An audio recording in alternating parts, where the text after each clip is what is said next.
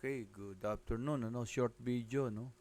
Today is Friday, Thursday, Wednesday, Tuesday, and Monday. So, kung papansin ninyo nung Tuesday, di ba? Kung pupunta tayo ng higher time frame, daily.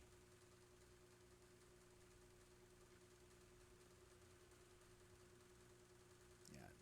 So, this is Friday, Thursday, Wednesday, Tuesday, and Monday. Ito yung Monday, no? Very strong. And then on the Tuesday, nagkaroon ng buntot sa baba. Ibig sabihin, pumasok yung seller. Nag-reject yung seller dito. Ni-reject din siya ng buyer. And then on Wednesday, nagkaroon ng indecision, pero green.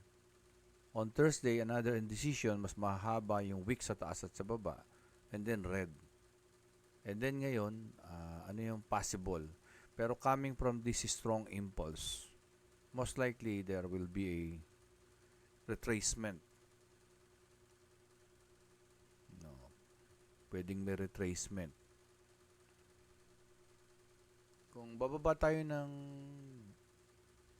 4 hours, ayan, mas madaling basahin sa 1 hour. 1 hour tayo, ayan, 1 hour. Then minimum, minimize pala, ayan. Ito yung Monday, very strong yung body niyan, very big yung body niyan. Then, this is the Tuesday, ayun, no. Ayun. Then, nag-close dito, kaya ito yung buntot. Ito yung mahabang buntot. So, ito naman yung maliit na buntot sa taas. Then, dito, nag-open dito, ayun, tumaas, pero binaba. So, ayan na yung may maliit na green.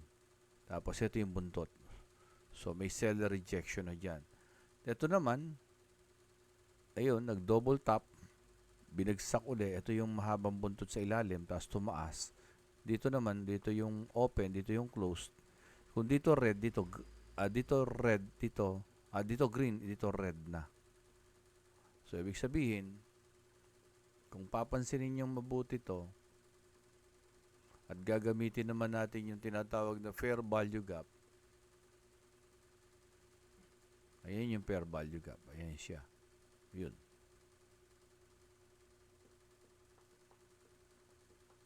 Ayan. So, yung price ngayon nasa loob ng fair value gap. At kung magla-line chart tayo, subukan natin mag-line chart. Ayan siya. No? So, anong meron? Ito ngayon, merong, ito, choke. And then, nagkaroon ng break na structure na rito. Na-choke dito, umangat uli. Tapos ito, nag-double tap. Choke uli. Then, nagkaroon ng break na structure dito. So, nagkaroon ng break na structure. So, nag-retrace, meron siyang fair value gap. So, fair value gap ay nag-act na resistance on the bearish movement. So, sa ngayon, nandyan siya. And posibleng mag-retrace ito or mag-choke dito bago umakyat mamaya. And today is Friday. And London na. So, andun pa rin yung price. London, nandito pa rin. Yan. Nandyan pa rin yung price. Yan. And at the same time, yung mga tinatanong ko about 300, we are looking for those talagang seryoso sa pagtitrade. Kasi yung iba, kahit ibinigay mo na yung canvas, hindi naman din binabasa yung canvas. Most of the time, magtatanong sila, makakuan mo na talagang yung tinatanong nila is they are not giving effort sa paggamit ng canvas. So, anong magiging resulta nun? Sayang yung effort nila. Sayang din yung pera nila kung magte-trade sila ng gano'n na kahit ibigay mo na yung materials, hindi pa rin nila inaaral. Even without canvas, pwede naman kayo mag-subscribe sa YouTube. Nandun din sa YouTube. or nandun din doon sa group natin. Yon. So, hindi sa naghihigpit tayo, kaya lang, for those who are really not into learning at gusto lang naman yung signal, mahihirapan. Hindi naman talaga magbibigay ng signal dito. Okay, good luck for today, ano? Although na walang high impact news yan, basically,